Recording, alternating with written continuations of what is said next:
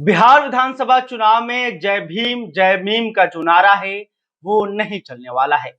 असदुद्दीन अवैसी जो बिहार चुनाव को लेकर सपना देख रहे थे, जो प्लानिंग कर रहे थे, वो पूरी तरह से फेल हो गया है। नमस्कार, आप एबीसी हिंदी न्यूज देख रहे हैं। मैं हूं परमवीर सिंह।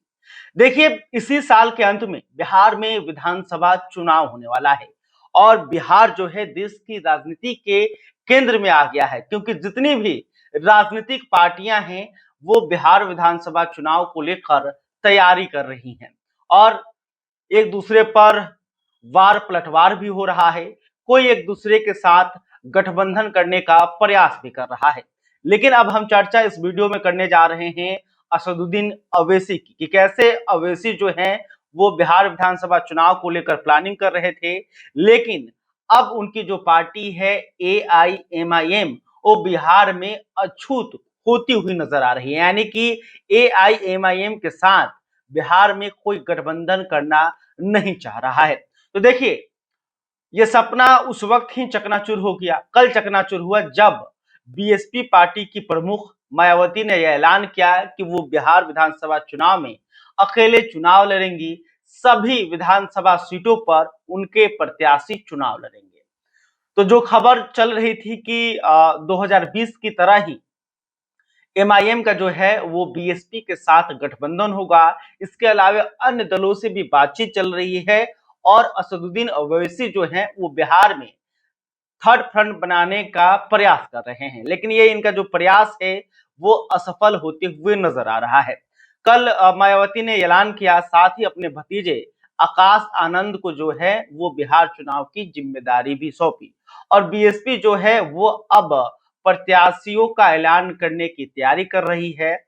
तमाम विधानसभा क्षेत्रों में अपने संगठन को एक बार फिर से खड़ा करने का प्रयास जो है बीएसपी कर रही है। तो देखिए, ये खबर बिहार की राजनीति के लिए क्यों जरूरी है और बिहार के चुनाव में बीएसपी का क्या जनाधार है, बीएसपी का क्या इंपैक्ट है और ओवैसी की पार्टी एआईएमआईएम का क्या इंपैक्ट है, हम आपको बताते हैं। फिर आपको समझ में आएगा कि आखिर ये इतनी जरूरी और बड़ी खबर क्यों है और इससे एनडीए को क्या फायदा होगा और महागठबंधन को क्या नुकसान या फायदा हो सकता है। तो देखिए, सबसे पहले बात कर लेते हैं बीएसपी की। तो देखिए, बीएसपी मायावती की पार्टी है, खास करके दलितों में इनकी पैठ मजबूत है और दलितों में भी रविदास जाति पर जो है मायावती की पकड़ को मजबूत माना जाता है। और बिहार और उत्तर प्रदेश दोनों ही पड़ोसी राज्य हैं और उत्तर प्रदेश की राजनीति में मायावती का बड़ा इम्पैक्ट, मतलब बड़ा जनाधार रहा है। लेकिन बिहार का वो जिला जो उत्तर प्रदेश से सटा हुआ है, यानी कि यूं कहें कि जो सीमावर्ती इलाके हैं बिहार के, वहां पर बीएसपी का बड़ा जनाधार देखने को मिलता है।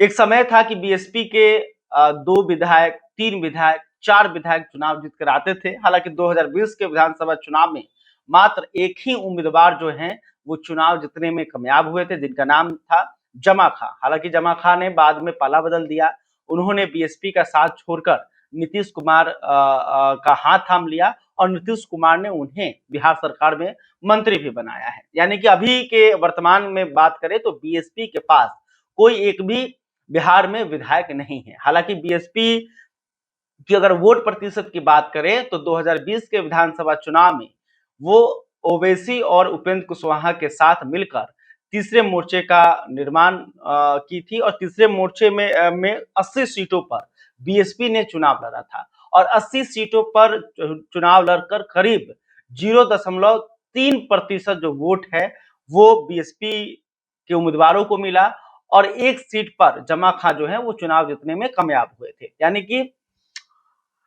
पूरे क्षेत्र में तो नहीं, लेकिन जो उत्तर प्रदेश से सटा हुआ बिहार का इलाका है वहां पर मायावती का जनाधार देखने को मिलता है। उनके उम्मीदवार जो हैं कहीं 10,000 कहीं 15,000 वोट जो है वो लेने में कामयाब हो जाता है। यानी कि भले मायावती चुनाव जीते या ना जीते, लेकिन उनकी जो पार्टी है बिहार के कई विधानसभा क्षेत्रों में दूसरे का काम खराब कर देती है। तो मायावती जो है इस बार बिहार चुनाव को लेकर काफी गंभीर नजर आ रही हैं और वो अकेले चुनाव लड़ने जा रही हैं, यानी कि दलित वोट बैंक, जिन्हें अब बिहार में जो दलित वोट बैंक है वो एक तरफा नहीं है, यानी किसी एक गठबंधन या किसी एक पार्टी के साथ नहीं है, बल्कि वो बिखरा हुआ है।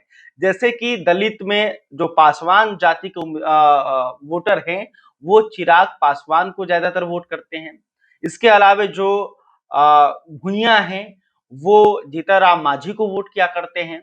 रविदास जो जाति के लोग हैं, वो मायावती को वोट किया करते हैं। इसके अलावे जो अन्य दलित जातियां हैं, वो कुछ महागठबंधन की तरफ चले जाते हैं, तो कुछ एनडीए गठबंधन की तरफ वोट करते हैं, जैसे कि नीतीश कुमार की पार्टी जदयू को ज्यादा वोट होता है। इसके अलावा अब बीजेपी को भी दलित वोट करना बिहार में शुरू कर चुके हैं।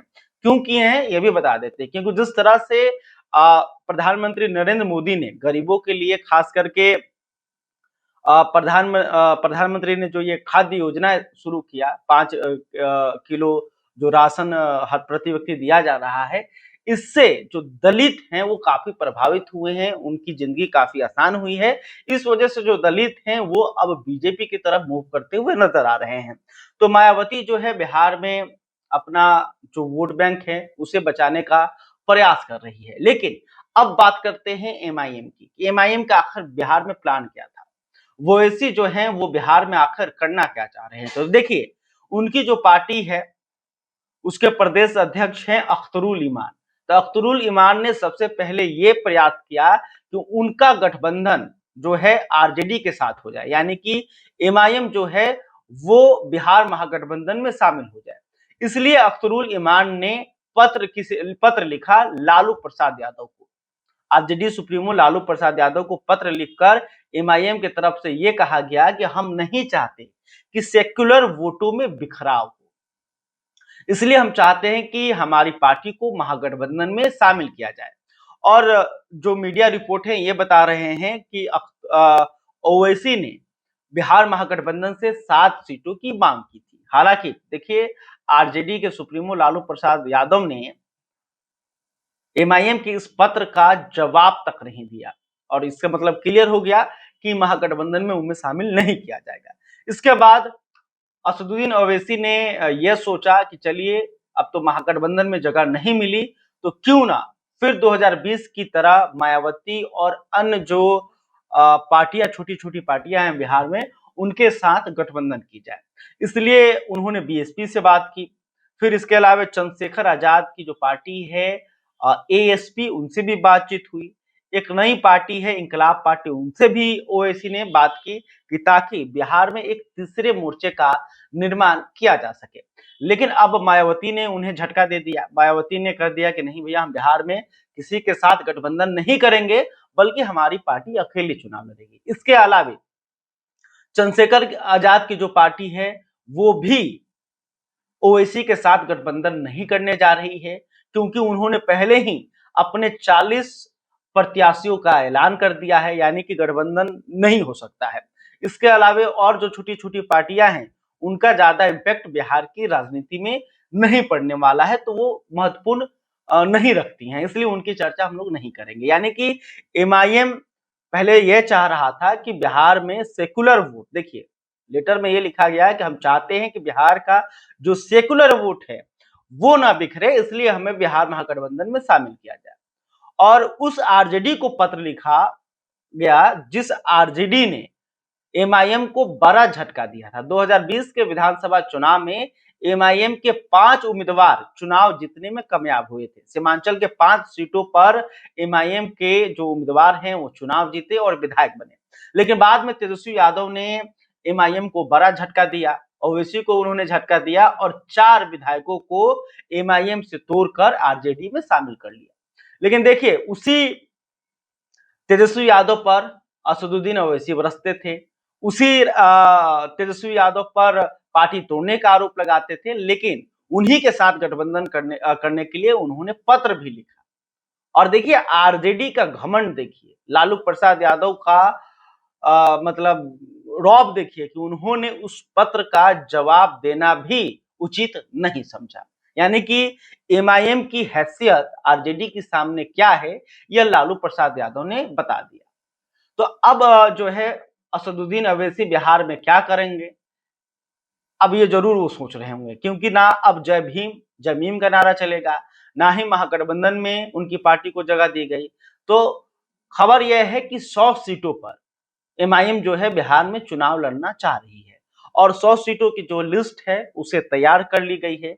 उम्मीदवारों का खोज जारी है और इसकी जो सूची है वो असदुद्दीन ओवैसी को बिहार इकाई ने भेज दिया है ताकि आप फाइनल कर दीजिए, फिर हम लोग बिहार चुनाव में लड़ेंगे। तो देखिए, ओवैसी बिहार में जितना मजबूत होंगे उतना आरजेडी को नुकसान होगा। ये बात लालू प्रसाद यादव भी समझते हैं और ओवैसी जो हैं वो बिहार में बड़ा सपना देख रहे हैं। उनको लग रहा है कि अगर बिहार में उनकी पार्टी ने बेहतर तरीके से मेहनत किया तो परिणाम अच्छे आ सकते हैं।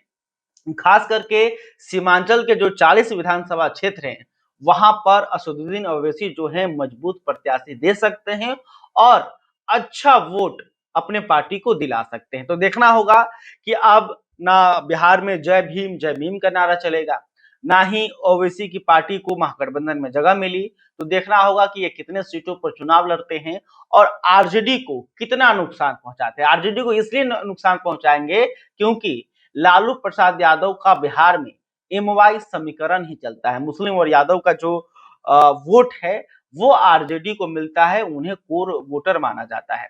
तो मुस्लिम जहां लालू प्रसाद यादव को बिहार में वोट करते हैं, आरजेडी को वोट करते हैं, अब उस मुसलमान वोट पर ओवैसी की नजर है और 2020 में बड़ी संख्या में अल्पसंख्यकों ने एमआईएम को वोट भी किया था। तो देखना होगा कि 2025 में जो बिहार के मुसलमान हैं वो क्या आरजेडी के तरफ जाते हैं या फिर ओवैसी के साथ जाकर उनकी पार्टी को मजबूत करते हैं।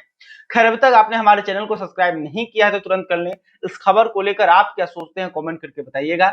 वीडियो फेसबुक पर देख रहे हैं तो हमारे पेज को भी लाइक कर लें। बहुत बहुत धन्यवाद।